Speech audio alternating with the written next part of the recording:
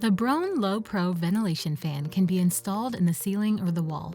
Before installation, disconnect the main power to the area the fan will be installed in. To begin a wall installation, you will need flexible ductwork, a roof or wall cap, metal foil tape, UL-approved wire strain relief, a screwdriver, and a drill.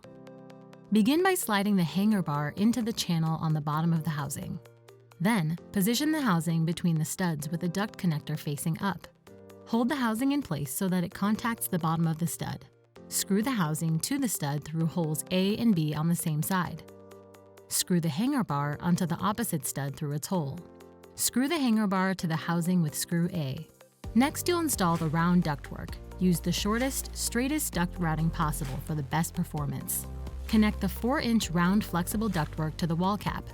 Use metal foil tape to secure all the ductwork connections so that they are airtight. Then run it to the duct connector on the housing. Secure the ductwork with the metal foil tape.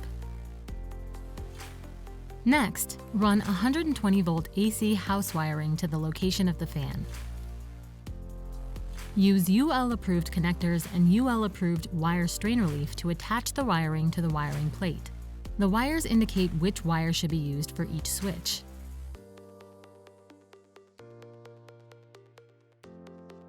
Insert the wiring plate into the housing. Attach the wiring plate to the top of the housing. Connect the power connector ends. For the LP510 RSL model, insert the light plug from the grill assembly into the wiring panel. To complete the installation, attach the grill assembly to the fan housing. Push the grill assembly towards the wall to secure. If drywall is not complete, attach the provided template over the housing to protect it from dust and debris until the grill can be attached. The installation of your Broan-NuTone ventilation fan is now complete.